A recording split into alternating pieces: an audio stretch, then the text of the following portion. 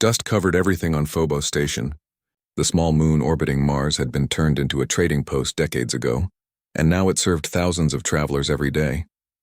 Most people just passed through on their way to somewhere better. Nobody stayed longer than they had to. David Cole walked through the main corridor with heavy steps. His military boots left prints in the thin layer of red dust that maintenance crews never quite managed to clean up. 3 months in the asteroid belt had changed him. His uniform showed the damage of real combat. Burns from plasma weapons marked the fabric. Patches covered holes where shrapnel had torn through. His face carried new lines that made him look older than his 32 years. The war in the belt had been brutal. Intelligence reports said it would be a quick operation. 6 weeks to clear out some separatist miners who refused to follow Earth law.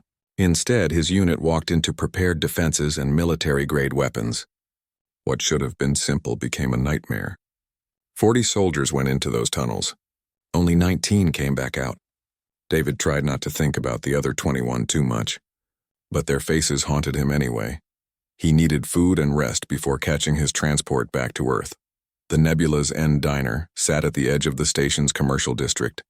It looked old and worn, the kind of place that served cheap meals to people who could not afford better. Perfect for a soldier on military pay. Inside, the diner smelled like recycled air and synthetic protein. Chrome fixtures from decades past reflected the dim lighting. Vinyl booths showed cracks and repairs from years of use. A handful of miners and freight workers sat scattered around, eating quietly and minding their own business. Nobody looked up when David entered. On stations like this, everyone learned to ignore everyone else. He sat at the counter and ordered coffee from a tired server who barely made eye contact. The coffee came quickly, black and bitter, exactly what he needed. The server brought a plate of something that might have been eggs once. Before processing, turned it into paste and reformed it into shapes. David ate without tasting. Food was fuel, nothing more. The door chimed. Something changed in the room. David felt it before he understood it. The quiet conversation stopped. People looked up from their meals. Even the server paused while wiping down the counter. David glanced toward the entrance. A woman walked in wearing plain civilian clothes. Gray jacket, dark pants, nothing special.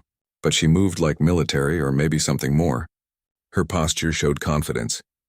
Her eyes scanned the room with the kind of awareness that came from years of watching for threats. 2 people in suits followed her, trying to look casual but failing. Security, definitely security, even if they pretended otherwise.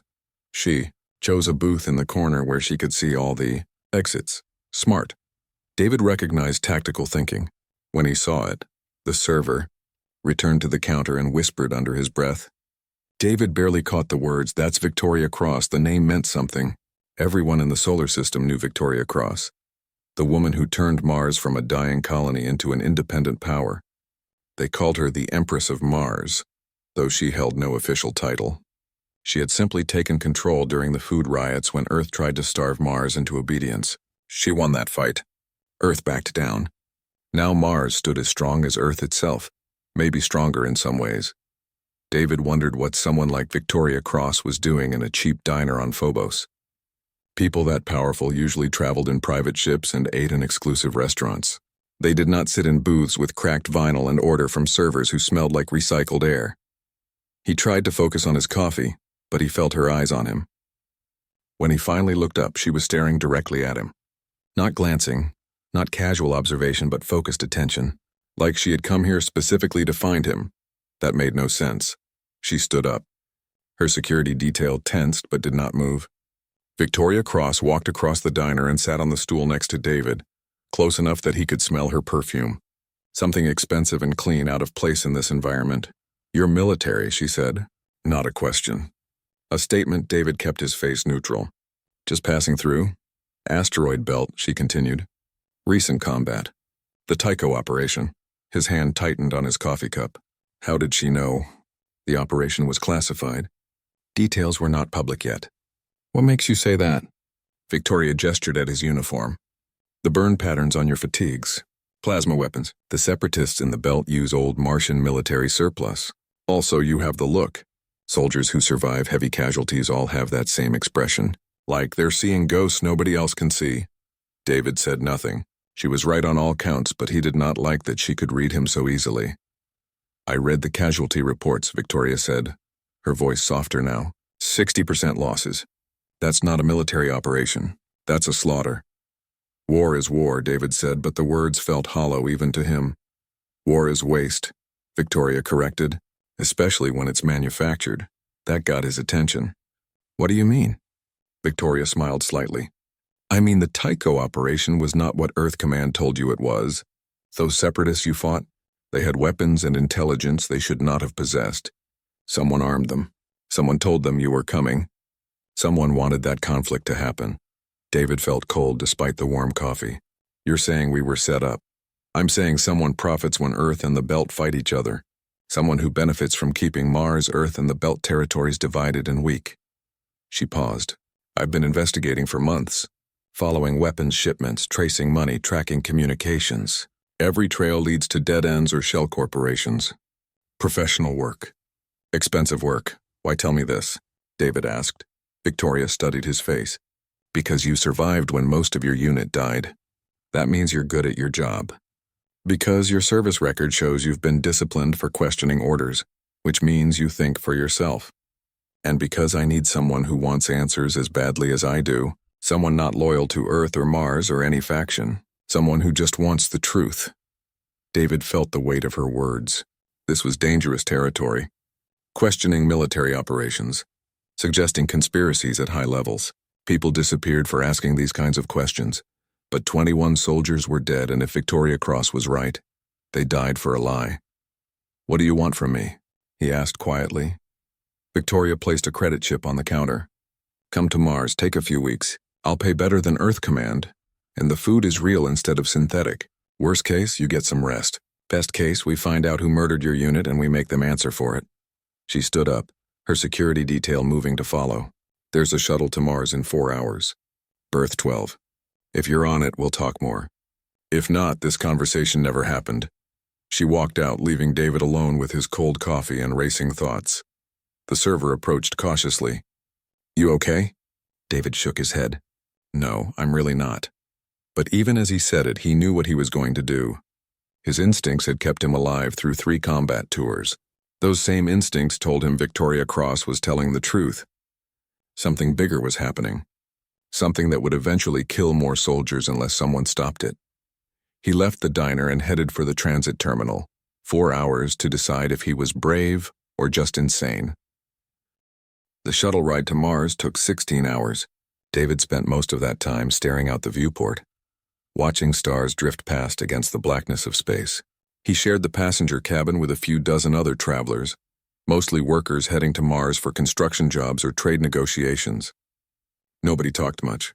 Space travel was expensive enough that people who could afford it usually had serious business waiting at the destination. Victoria Cross had given him a private cabin near the front of the shuttle. The upgrade alone probably cost more than David made in a month. Inside, the cabin had a real bed instead of a sleep pod, a private bathroom, and even a small entertainment screen. He ignored all of it and just stared at the walls, wondering what he had gotten himself into. His military training told him this was a mistake. Victoria Cross was technically an enemy of Earth, even if no formal war existed between the planets. Working with her could be considered treason. At minimum, it meant the end of his military career. At worst, it meant execution, but 21 soldiers were dead and someone needed to answer for that. As Mars grew larger in the viewport, David felt his breath catch. He had seen Mars in photos and videos, of course. Everyone had. But seeing it in person was different. The red planet filled his vision, massive and ancient. Its surface marked by canyons deeper than any on Earth and volcanoes taller than mountains. Clouds of dust swirled in the thin atmosphere, painting patterns across the rust-colored landscape. And there, on the surface, Olympus City glowed like a jewel.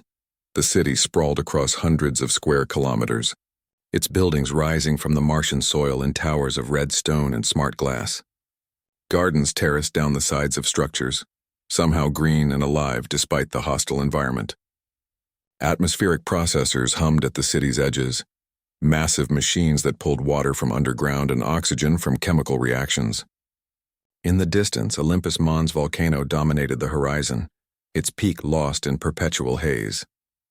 This was not the dying colony David had been taught about in school. This was a civilization. The shuttle descended through the thin atmosphere and landed on a private pad atop one of the tallest towers.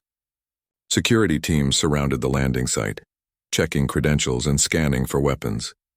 David submitted to the searches without complaint. If Victoria Cross needed this much security, she had good reasons. One of the security officers, a woman with sharp eyes and military bearing, escorted David through a series of corridors. The tower's interior reminded him more of a military base than an office building. Personnel moved with purpose, their expressions focused and alert. Strategic displays showed real-time data about Mars's infrastructure, population centers, and resource distribution. This was the command center of an entire planet. Victoria waited in a conference room with floor-to-ceiling windows overlooking the city. She wore different clothes now, a burgundy suit that matched the Martian landscape outside. She looked every bit the Empress people called her. "Sergeant Cole," she said, gesturing to a chair. "Thank you for coming. I wasn't certain you would." "I wasn't certain either," David admitted, sitting down. "But I need to know what happened at Tycho. If you can help me understand that, then I'll listen to what you have to say." Victoria poured 2 glasses of whiskey from a crystal decanter and offered one to David. He accepted. The whiskey was smooth and expensive, nothing like the harsh liquor available on military bases. "6 months ago," Victoria began, "I started noticing patterns in shipping manifests. Weapons moving through Mars's supply chains to destinations that made no sense. Shell corporations placing orders for military equipment, using legitimate manufacturing codes. At first I thought it was simple corruption. Someone skimming profits by selling weapons illegally." She activated a holographic display in the center of the room. Images appeared in the air between them. Shipping records, financial transactions, weapons specifications. But the more I investigated, the more complex it became. The weapons weren't just being sold. They were being strategically distributed to separatist groups in the asteroid belt, groups that Earth Command was planning to neutralize through military action. David leaned forward, studying the data. His combat experience let him recognize patterns, shipment routes that followed military logistics, timing that suggested advanced knowledge of Earth's operational planning. "Someone was arming the separatists," he said slowly, knowing that Earth would eventually send soldiers to stop them. "Exactly," Victoria confirmed. "And when I traced the weapons back to their source, I found something interesting. They were Martian-manufactured plasma rifles, Model 7 variants specifically.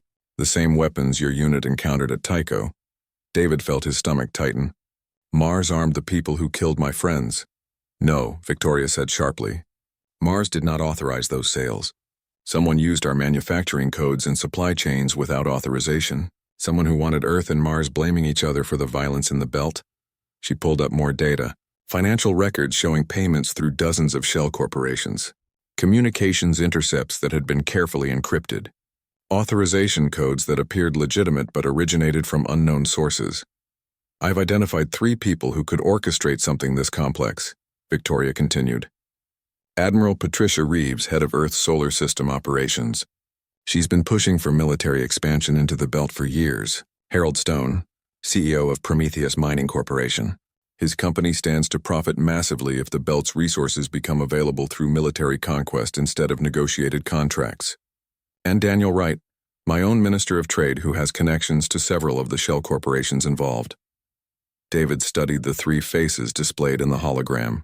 "You suspect your own government?" "I suspect everyone," Victoria said flatly. "That's how I've stayed alive this long. But I can't investigate Earth Command without inside access. That's where you come in." "What do you want me to do?" Victoria's expression became serious. "I want you to go back to Earth.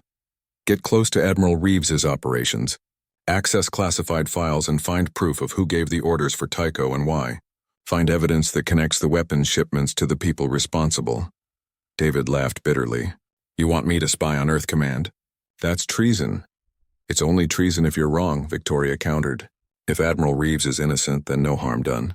If she's guilty of getting soldiers killed for corporate profits, then exposing her is your duty.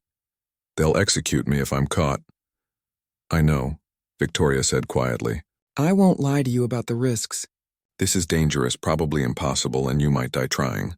But if we don't stop whoever is behind this, there will be more Tychos, more operations where soldiers die for manufactured conflicts. More wars fought for someone else's profit. David stood and walked to the windows looking out over Olympus City. Millions of people lived here, working and building and creating something new in one of the most hostile environments humans had ever tried to colonize. Victoria Cross had protected them by being ruthless and strategic. She had built power by being willing to take risks others would not. Maybe that was what this required. Someone willing to risk everything for the truth. How would I even get access to classified files? He asked. You're being reassigned, Victoria said. As of tomorrow, you'll report to Luna Base for psychological evaluation following traumatic combat operations. It's standard procedure for survivors of high-casualty missions. While you're there, you'll have access to Earth defense networks. I'll provide you with tools to extract the data we need. And if I find nothing, if this is all just coincidence and bad luck, then you go back to your life and I keep investigating alone, Victoria said. But I don't think we'll find nothing. Someone wanted that war, David. Someone needed Earth and the Belt fighting each other, and I'm going to find out who with or without your help. David turned from the windows. What makes you think I can do this? Because you're still alive when most of your unit is dead, Victoria said. Because you question orders instead of blindly following them. Because you want the same thing I want, justice for the people who died. She was manipulating him. David knew it, recognized the tactics. Appeal to his emotions, his sense of duty, his need for answers. It was calculated and strategic. It was also working. When do I leave? He asked. Victoria smiled. Tomorrow. Get some rest tonight. Eat real food. Enjoy gravity that isn't artificial. Tomorrow you become a spy for Mars and your life gets much more complicated. David raised his whiskey glass. To complicated lives. To finding the truth. Victoria corrected, clinking her glass against his. Whatever that truth turns out to be. They drank. And David wondered if he would live long enough to regret this decision. Luna Base felt like a prison made of gray concrete and regret. David had spent time here before, during his initial military training years ago, and nothing had improved since then. The installation sprawled beneath the lunar surface, tunnels connecting domes that housed 5,000 military personnel in cramped conditions. Everything smelled like recycled air that had been breathed too many times. The low gravity made walking awkward, and the constant hum of life support systems created background noise that never quite faded. He reported to the Psychological Evaluation Center 3 days after arriving. The cover story was perfect. Combat veteran, high casualty rate in his unit, mandatory counseling before returning to active duty. Thousands of soldiers went through this process every year. Nobody would question one more. Dr. Rachel Foster met him in a small office that somehow felt even more cramped than his assigned quarters.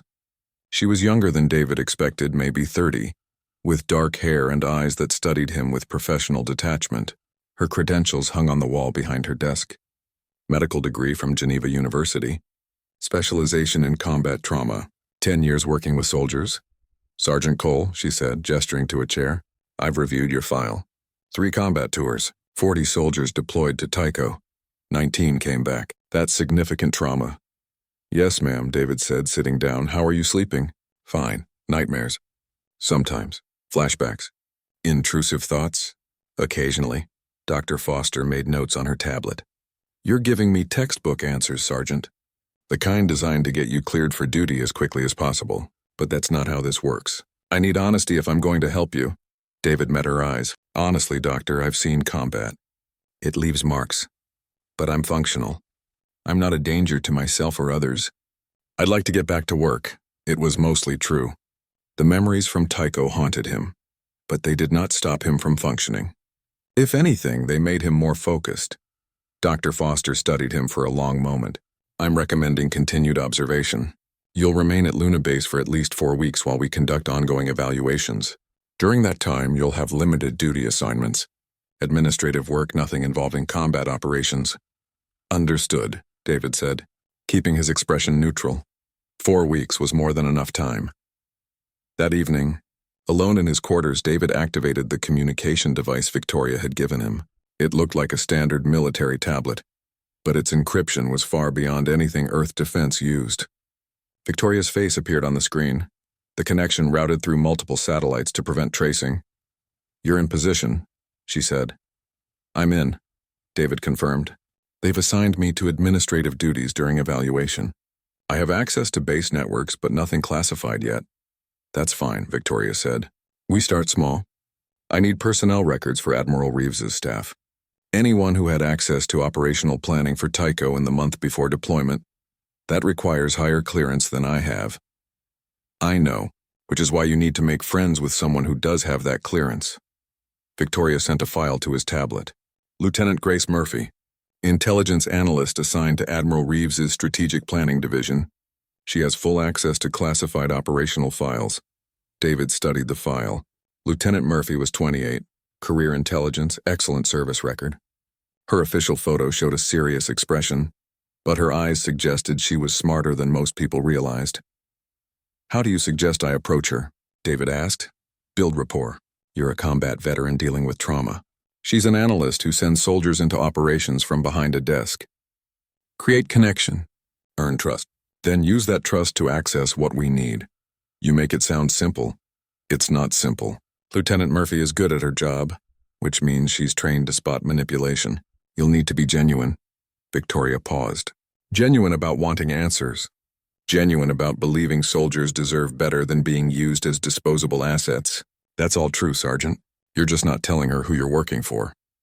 The connection terminated before David could respond. He spent the next day observing the base routines, learning schedules, understanding traffic patterns. Intelligence work required patience and attention to detail. Rushing led to mistakes. He found Grace Murphy in the cafeteria during lunch the following day. She sat alone, reading something on her tablet while eating synthetic protein that barely qualified as food. David grabbed his own meal and approached her table. Mind if I join you? He asked. Most other tables are full. Grace looked up, startled. Her eyes scanned his uniform, noting his rank and the combat badges on his chest. Sure, she said, gesturing to the empty seat across from her.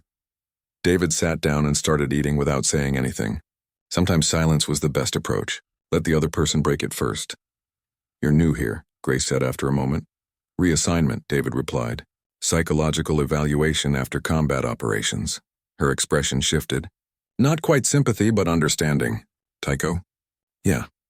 That was difficult, Grace said quietly. I processed some of the casualty reports. 60% losses. I'm sorry. Thanks, David said, meaning it.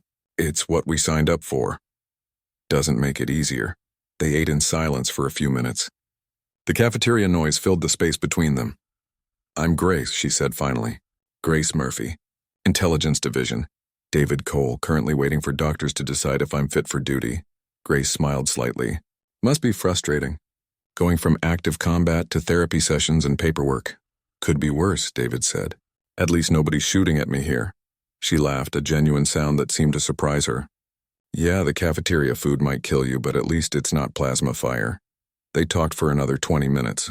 Nothing important, just surface conversation about military life and the frustrations of bureaucracy. But David could feel the foundation forming. Grace was smart and cautious, but also lonely in the way career military people often were. Surrounded by colleagues, but rarely making real connections. By the end of lunch, she had offered to show him around the base, help him navigate the administrative systems he would need for his limited duty assignments. It was a start.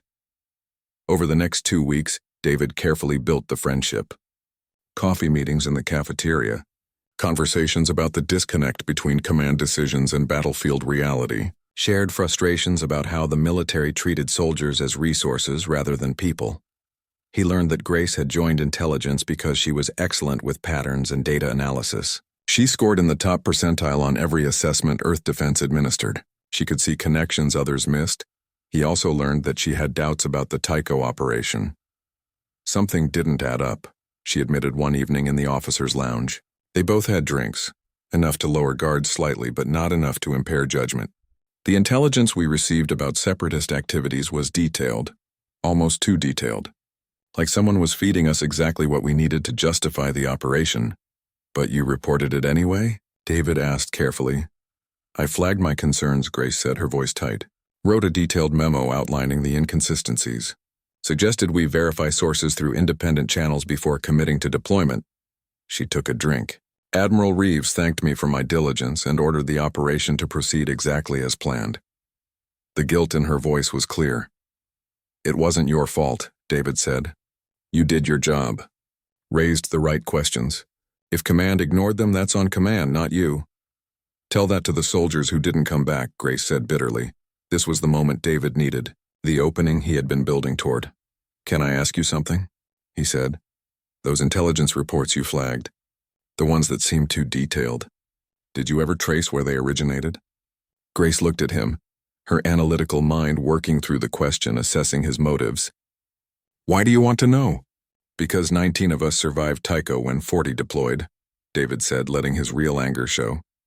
And I'd like to know if we walked into an ambush because someone wanted us to. I'd like to know if my friends died because some politician or corporation needed a war. The silence stretched between them, heavy with implications. I could lose my commission for this, Grace said finally. I know. You could be executed if anyone finds out you're asking these questions. I know that too. Grace stared at him for a long moment, then made her decision. Tomorrow night. Meet me in Archive Room 7 at 10 o'clock. Don't tell anyone. Don't leave any record of going there. Okay, David said, and David, if this gets me court-martialed, I'm taking you down with me. Fair enough, he replied. She left, and David sat alone with his drink, wondering if he had just convinced someone to commit treason or if he had found an ally in discovering the truth. Probably both. Archive Room 7 sat deep in the intelligence wing of Luna Base, far enough from main corridors that conversations would not be overheard. David arrived exactly at 10 o'clock, his heart beating faster than he wanted to admit. Security checkpoints required biometric scans, and he knew every access was logged in the base computer system. If anyone reviewed those logs later, they would see he had been here. Too late to worry about that now. Grace was already inside, surrounded by holographic displays showing intelligence files and operational documents. Her face looked pale under the blue light from the projections. Her hands shook slightly as she manipulated the data streams. I've been going through this for 6 hours, she said without looking up. Ever since our conversation, I couldn't stop thinking about those inconsistencies. So I went deeper, traced the intelligence reports backward through channels, cross-referenced authorization codes, followed the chain of custody for every piece of information that justified Tycho. And, David asked, stepping closer. And you were right to be suspicious, Grace said. Her voice sounded hollow, like someone whose entire worldview had just collapsed. The intelligence that justified the Tycho operation came from a single source, a separatist informant codenamed Prophet. But Prophet's information was never verified through independent channels because Admiral Reeves personally vouched for the asset's reliability. She pulled up a series of communication logs. Look at this. Every report from Prophet went directly to Admiral Reeves, bypassing normal verification protocols. And every single report provided exactly the justification needed to escalate military response. David studied the timeline displayed in the hologram. Reports of weapon stockpiles, separatist training programs, plans for coordinated attacks on Earth shipping routes, all from Prophet, all unverified, all leading directly to the deployment order that sent 40 soldiers to Tycho. How did Reeves justify bypassing verification? He asked. Said the source was too valuable to risk exposure through normal channels, Grace said. Claimed Prophet's information was time-sensitive and needed immediate action. She pulled up another file. But here's where it gets interesting. I traced Prophet's communications backward through the relay network. They were routed through 3 separate stations before reaching Luna Base. The holographic display showed a network map, communications bouncing from the asteroid belt to Mars to Luna. One of those relay stations, Grace continued, is owned by a subsidiary of Prometheus Mining Corporation, Harold Stone's company. David felt ice spread through his chest. Stone was feeding intelligence to Reeves.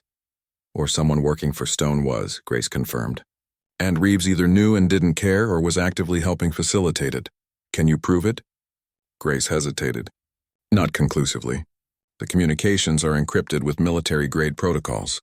I can trace the routing, but I can't decrypt the actual content without access codes that only Admiral Reeves would have. Where are those codes? Her personal office. Secure terminal, biometric locks, probably multiple layers of security. Grace looked at him. Why? You're not actually thinking about breaking into Admiral Reeves's office? I need you to help me get access to that office, David said. That's insane. That's treason. It's only treason if we're wrong, David said, echoing Victoria's words. If Admiral Reeves helped orchestrate a false intelligence operation that got soldiers killed for corporate profit, then exposing her is our duty, not treason. Grace shook her head, but David could see the conflict in her eyes. She had dedicated her career to Earth defense, believed in the system, trusted the chain of command, but she had also seen the evidence, recognized the pattern of manipulation. "I can't just walk you into the Admiral's office," she said. "The security alone would require bypassing multiple checkpoints and fooling biometric scanners." "You can't," David agreed. "But you can create a distraction. Something that pulls security attention away for 10 minutes. That's all I need. 10 minutes to do what? Access her terminal, copy the encryption codes, and extract the data without being detected." Grace laughed, but the sound was slightly hysterical. "You make it sound easy." "It won't be easy," David said honestly. "It's dangerous, probably impossible, and if we're caught, we'll both face execution. But if we don't try, whoever orchestrated this will continue manufacturing conflicts until the entire solar system is at war." He showed her the files Victoria had compiled, incidents across the asteroid belt for the past year. Sabotage, assassination, provocation, all designed to increase tensions between Earth, Mars, and separatist factions. "Someone wants us fighting each other instead of asking who benefits from the chaos," David said. Grace studied the data, her analytical mind processing implications. David watched as she made her decision. "Tomorrow night," she said quietly. "There's a shift change at 2 in the morning. Security is lighter and Admiral Reeves is scheduled to be off base at a strategy meeting. I can trigger a fire alarm in Section C. Protocol requires response that will pull guards away from her office area. How long will that give us? 15 minutes, maybe 20. After that, they'll realize it's a false alarm and return to stations." "That's enough," David said. Grace began copying her research to an encrypted drive, then systematically purged the archive room's access logs. "If this goes wrong," she said, "I want you to know I'm doing this because I believe soldiers deserve better than being used as pawns in someone's profit scheme." "I know," David said, "and you're braver than most officers I've served under." The next day passed slowly. David went through his normal routines, attended a therapy session with Dr. Foster, completed administrative tasks that meant nothing, all while his mind ran through every possible scenario for what would happen that night. At 1:45 in the morning, he changed into maintenance coveralls borrowed from the engineering section. He carried a toolkit that made him look like just another technician doing routine work. He positioned himself near Admiral Reeves's office, watching guards patrol their routes, memorizing timing. At exactly 2 o'clock, alarms screamed through Section C. Fire detected. Automated systems engaging. All personnel required for emergency response. The guards stationed near Admiral Reeves's office checked their radios, received urgent orders, looked at each other with obvious conflict between duty and crisis. The crisis won. They moved quickly toward Section C, leaving the corridor unguarded. David moved faster. He reached the office door and placed a bypass module against the biometric lock. Victoria's technology worked through authorization codes, cycling rapidly until it found a match. The lock clicked open. Inside, the office looked exactly as he expected. Strategic displays on the walls, military history books on shelves, a massive desk with a secure terminal at its center. David went straight for the terminal, activating another device Victoria had provided. This one looked like a simple memory drive but contained processing power capable of cracking military encryption. The terminal required biometric authorization. David pressed his thumb to the scanner, knowing it would fail, but the bypass module was already working, cycling through stored biometric data until it found Admiral Reeves's own thumbprint, captured from evidence Victoria's intelligence network had gathered weeks earlier. The system accepted the authorization. David inserted the extraction device and watched as it pulled data from the terminal. Communications logs, authorization codes, operational files, everything related to Tycho and Prophet's intelligence reports. 3 minutes passed. 5. 10. The device signaled completion. David unplugged it, closed the terminal, and was halfway to the door when he heard voices in the corridor. Guards were returning. He looked around frantically. No other exits, no place to hide. He was trapped in Admiral Reeves's office with stolen classified data, and no explanation that would save him. Then the lights died. Emergency lighting activated, bathing everything in red. More alarms sounded, these ones indicating system-wide power failure. Real crisis, not manufactured distraction. Grace had triggered a second emergency to cover his escape.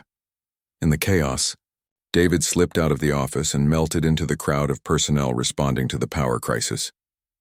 He ditched the maintenance coveralls, became just another soldier moving through corridors with urgent purpose. He made it back to his quarters without being stopped. An hour later, power restored and security satisfied that both incidents were unfortunate coincidences rather than coordinated attacks. David activated his secure communication link. Victoria's face appeared, alert despite the late hour. "Tell me you have it." "I have it," David confirmed, holding up the extraction device. "Everything related to Tycho and Prophet. If the proof exists, it's in here." "Send it through the secure channel immediately," Victoria ordered. David initiated the transfer, watching terabytes of stolen data flow across space toward Mars.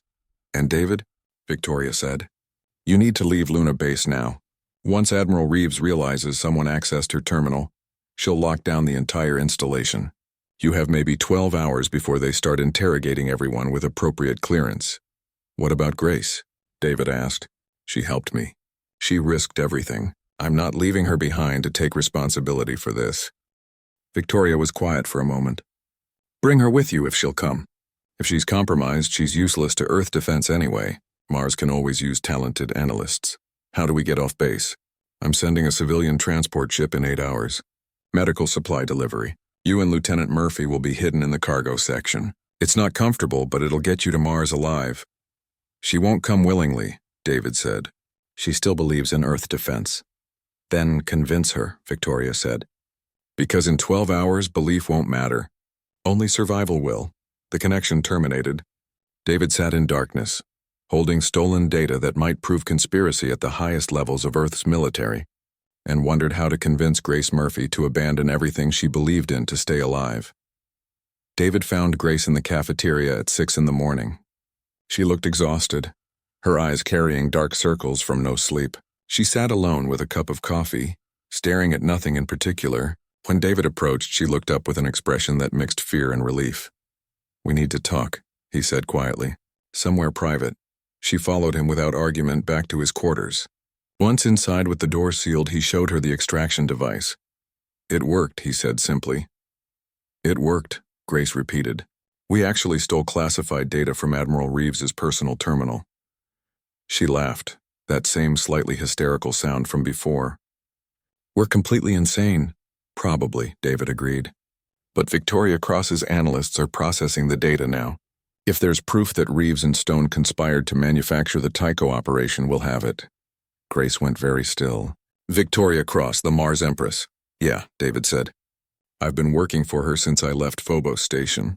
She recruited me to investigate the weapons shipments and intelligence failures that led to Tycho." For a moment, David thought Grace might hit him. Her hands clenched into fists and her jaw tightened. Then she just shook her head. "Of course you are, why not? This situation wasn't complicated enough already." "Grace, you need to leave Luna Base with me," David said. "Once Reeves realizes what we did, she'll lock down the installation and start interrogating everyone who had access to her office area." "You triggered both distractions. They'll figure out it was you." "I know," Grace said quietly. "I've been doing risk assessment since I hit that second alarm. Best case scenario, I'm discharged dishonorably and lose my career. Worst case, I'm executed for treason, and my family receives notification that I died serving Earth defense." "Victoria is sending a transport ship in 2 hours," David said, "hidden in a medical supply delivery. We'll be smuggled in the cargo section and taken to Mars." "And then what? I become a Martian citizen? Work for the woman Earth considers an enemy? Or you stay here and die when Admiral Reeves discovers what you know?" David said bluntly. "Those are your options, Grace. I'm sorry, but those are the only options." She sat down on his bunk, her analytical mind clearly working through scenarios and probabilities. David gave her time to process. This was not a decision that could be rushed. "If we do this," Grace said finally, "if we run to Mars and work with Victoria Cross, what happens to the evidence we stole? Does it just disappear? Does Mars use it for political leverage while soldiers keep dying?" "Victoria wants to expose everything publicly," David said. "Present the evidence to the Solar Council. Make sure everyone in the system knows what Reeves and Stone did. And if we can't prove it, If the data isn't enough, then at least we tried, David said. And at least we'll still be alive to keep trying. Grace was quiet for a long time. Then she stood up and looked at him directly. Okay, Mars, but if Victoria Cross turns out to be just as corrupt as Admiral Reeves, I reserve the right to say I told you so before they execute us. Fair enough, David said. They spent the next hour gathering what few possessions they could carry without attracting attention. David had almost nothing, just his military identification and some personal items. Grace had a bit more, including data files she had compiled over years of intelligence work. All of it went into small bags that could pass for routine personal belongings. The transport arrived exactly on schedule, docking at one of Luna Base's commercial cargo bays. Medical supplies from Mars, routine delivery, nothing unusual. David and Grace approached separately, pretending not to know each other. Both carrying authorization documents Victoria had forged through her intelligence network. A crew member with the transport, a young woman who spoke with a Martian accent, checked their documents quickly and gestured toward a cargo container near the back of the loading area. Inside, she said quietly. Don't make noise. Don't activate any electronics that might be detected. 6 days to Mars. Food and water inside the container, waste facilities too. It's not comfortable, but it's better than execution. David and Grace climbed into the container. Inside, someone had modified the space with hidden compartments that would not show up on cargo scans.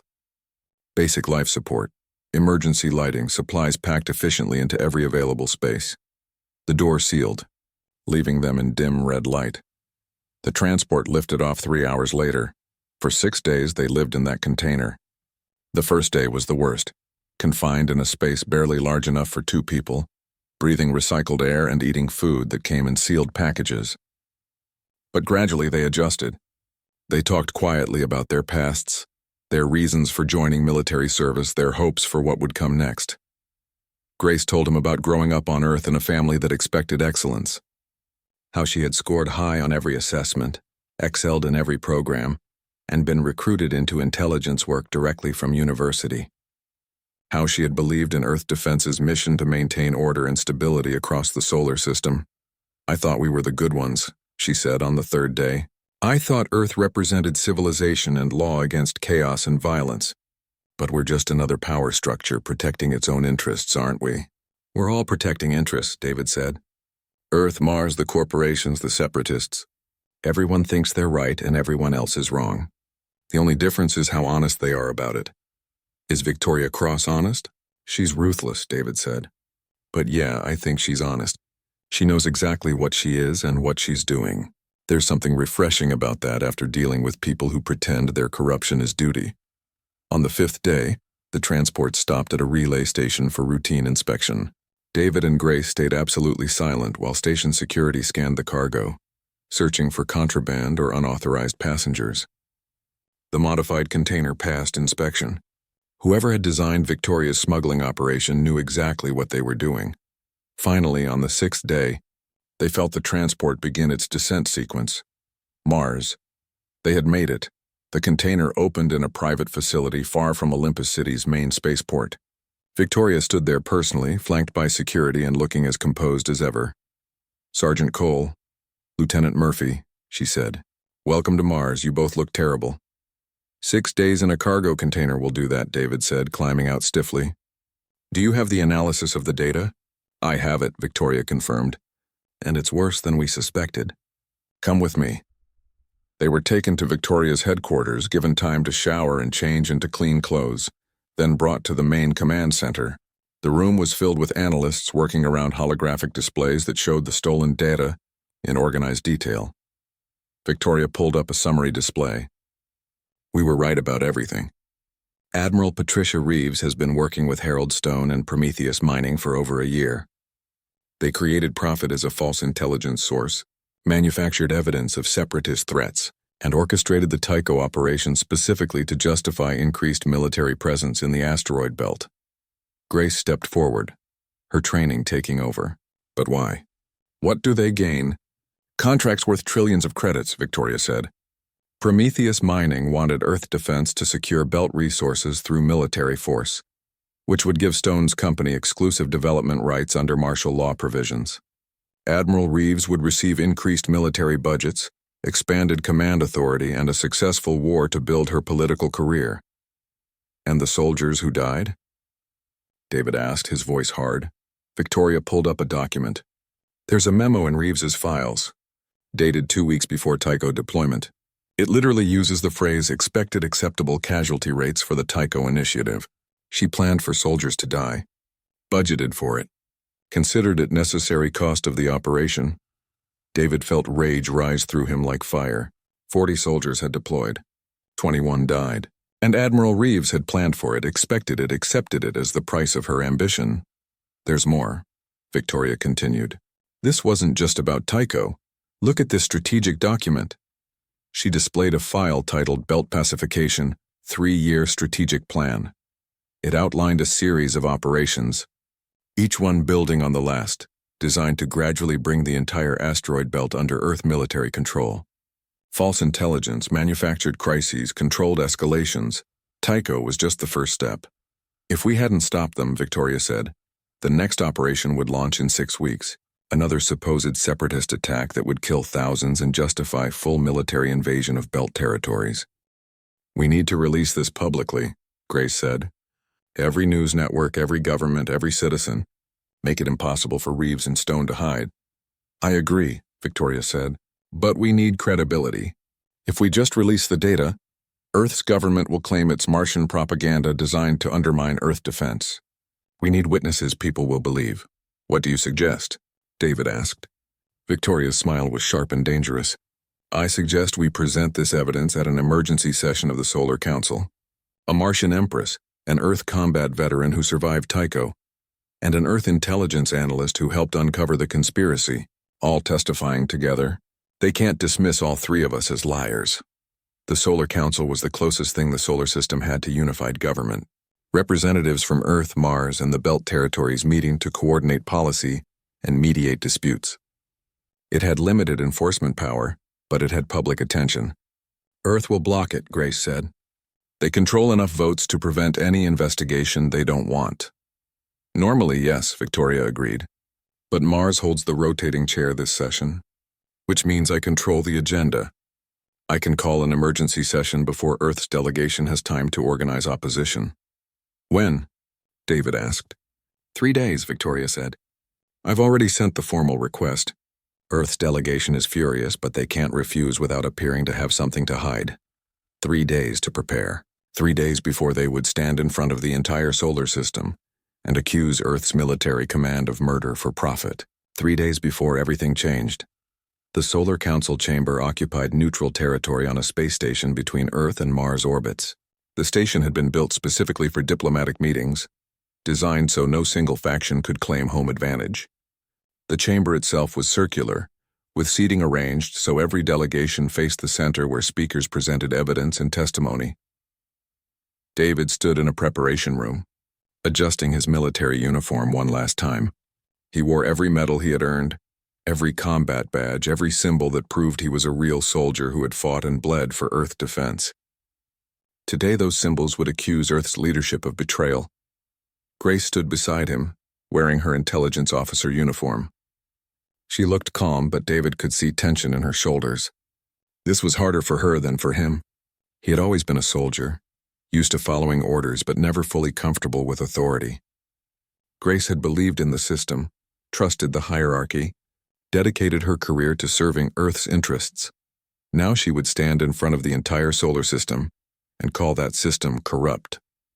Victoria entered the room wearing formal diplomatic attire, deep burgundy that matched Mars's colors. She looked every centimeter the Empress people called her. They're ready for us, she said. The chamber is packed. Representatives from every major faction, journalists from dozens of networks, observers from civilian governments and corporate interests.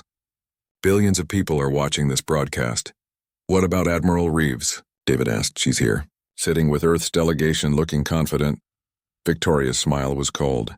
She thinks this is political theater. She thinks we're bluffing. We're not bluffing, Grace said quietly. No, Victoria agreed. We're not. They walked together through corridors toward the chamber. Security personnel checked credentials at every checkpoint, scanning for weapons and recording devices. Everything about this process was designed to ensure transparency and safety. The doors to the chamber opened. The noise hit them first. Hundreds of conversations, journalists calling questions, representatives arguing with each other. The circular room was filled to capacity, every seat taken, standing room packed with observers. As Victoria, David, and Grace entered, the noise gradually died. All eyes turned toward them. Victoria walked to the speaker's podium at the chamber's center. She stood there for a moment, letting the silence build, then spoke clearly. I have called this emergency session because evidence has come to light that threatens stability across the solar system. Evidence of conspiracy at the highest levels of Earth's military command. Evidence of manufactured conflicts designed for corporate profit. Evidence that soldiers have died not to defend Earth's interests but to enrich private companies. The chamber erupted. Accusations of propaganda, demands for proof outraged denials from Earth's delegation. Victoria waited calmly for the noise to subside, then activated the holographic display system. The first document appeared, floating in the air above the podium where everyone could see it. Admiral Reeves's authorization to bypass intelligence verification protocols for Prophet's reports. This is a communication log showing Earth Defense receiving unverified intelligence from a source code named Prophet, Victoria said. Intelligence that directly led to the Tycho operation where 60% of deployed soldiers died in combat. She displayed more documents, each one damning. Financial transfers between Prometheus Mining and Shell corporations connected to Prophet. Strategic memos discussing expected casualty rates. Authorization codes proving the intelligence had never been independently verified. Each document was presented methodically, explained clearly, impossible to dismiss as fabrication because they came directly from Admiral Reeves's secure terminal. Then Victoria called David to testify. He walked to the podium feeling every eye in the chamber on him. The cameras broadcasting this session across the solar system focused on his face, on his uniform, on the evidence of real combat visible in his bearing. My name is Sergeant David Cole, he said, his voice steady. I deployed to Tycho with 40 soldiers under my command. 21 of them did not return. I am here because I want to know why they died. He told his story without emotion, just facts. The deployment, the ambush, the weapons that separatists should not have possessed. The intelligence failures that put soldiers in an impossible situation. He spoke as a soldier reporting on a mission, clear and direct. We were told we were fighting separatist miners who refused to follow Earth law, David said. Instead, we encountered military-grade weapons and coordinated defenses. Someone knew we were coming. Someone prepared the ambush. Someone wanted Earth soldiers fighting in the asteroid belt, and they did not care how many of us died to make it happen. The chamber was absolutely silent. Then Grace stepped forward to give her testimony. She presented her analysis of the intelligence failures, the anomalies she had flagged, the warnings that had been ignored by Admiral Reeves. She explained how Prophet's information had bypassed every verification protocol, how the communications had been routed through Prometheus mining infrastructure. I am an intelligence analyst, Grace said. My job is to identify threats and verify information before soldiers are put at risk. I did my job. I identified inconsistencies in Prophet's reporting. I recommended independent verification before deployment. She paused. Admiral Reeves overruled my recommendation and ordered the operation to proceed. 3 weeks later, Sergeant Cole's unit deployed to Tycho. 60% casualties resulted from intelligence that was never verified. Admiral Reeves stood from her seat in the Earth delegation section. This is propaganda designed to undermine Earth's authority. These documents could be fabricated. The witnesses could be compromised by Martian intelligence. The documents are verified through your own encryption protocols, Victoria said coldly. Your biometric signatures, your authorization codes, unless you're claiming someone stole your identity for over a year without you noticing. I claim someone has been conducting illegal surveillance of Earth military operations, Reeves countered. That these documents were obtained through criminal means and therefore cannot be trusted. Then explain Prophet, Grace said, stepping forward. Explain how a separatist informant who supposedly provided Earth with critical intelligence was actually routing communications through Prometheus mining relay stations. Explain the financial transfers between Harold Stone's company, and the shell corporations that armed the separatists Earth was fighting. Harold Stone, sitting beside Admiral Reeves, tried to speak. These allegations are absurd. Prometheus Mining operates legally within all jurisdictions. The fact that some communications happen to route through our infrastructure proves nothing. It proves you profited from both sides of the conflict, Grace said.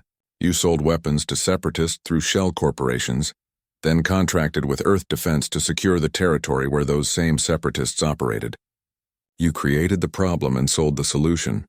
The chamber erupted again, but this time the anger was directed at Earth's delegation. Representatives demanded investigations, journalists shouted questions, civilian observers called for accountability. The Solar Council chairman, an administrator from the Belt Territories, called for order. When silence returned, he spoke carefully. These allegations are serious enough to warrant independent investigation by representatives from all territories. I am calling for formation of a special tribunal to review all evidence and determine what action should be taken. It was not perfect justice. It was not immediate punishment for the people responsible, but it was enough to stop them. Admiral Reeves would face investigation. Harold Stone would be scrutinized. The 3-year plan to militarize the asteroid belt would never happen because everyone would be watching now. As the session adjourned, David stood with Victoria and Grace, watching the chamber empty. Admiral Reeves walked past them without making eye contact, her confident expression replaced by something harder to read. Will it be enough? David asked Victoria quietly. Will this actually change anything? It stops this conspiracy, Victoria said. It prevents the next operation, saves the lives that would have been lost. Does it fix corruption everywhere? No. That fight never ends. But you saved lives today. Probably thousands of lives. That counts for something. David thought about his unit, about the friends who had died in asteroid tunnels. They had not survived to see this moment, had not lived to know their deaths meant something. But maybe their sacrifice had prevented others from sharing their fate. 3 months later, David stood in an observation deck overlooking Olympus City. The investigation was ongoing, slow but thorough. Admiral Reeves had been removed from command pending tribunal findings. Harold Stone's company faced audits and restrictions. The Solar Council had established new protocols for intelligence verification before military deployments. It was not perfect, but it was progress. Grace worked in offices below, leading a new intelligence division that Victoria had created. Their job was to investigate corruption and manipulation across all factions, not just Earth, to prevent the kind of conspiracy they had exposed from happening again. The door opened. Victoria entered carrying 2 glasses of whiskey, the expensive kind from Earth. Thought you might want this, she said, offering 1 glass to David. He accepted. Thank you. For the whiskey? For believing me? For taking the risk? For giving me a chance to make sure my friends did not die for nothing? Victoria raised her glass. To the soldiers who did not come back. To the soldiers who did not come back, David repeated. They drank in silence, watching the sun set over Mars, and thought about what came next, because the fight was not over. It would never be completely over. There would always be people trying to manipulate others for power and profit. Always be conspiracies that needed exposing. Always be battles that needed fighting. But for now, they had won this one. David had walked into a diner on Phobos Station expecting nothing more than a meal and rest. Instead, he had found a conspiracy, risked everything to expose it, and maybe saved thousands of lives in the process. Sometimes that was how it worked. Sometimes the most important battles started in the most unlikely places. Sometimes a battle-worn soldier and an empress could change the course of history just by refusing to accept the lies they were told. Sometimes truth was more powerful than armies. And sometimes justice actually happened. Not always, not perfectly, but sometimes it was enough.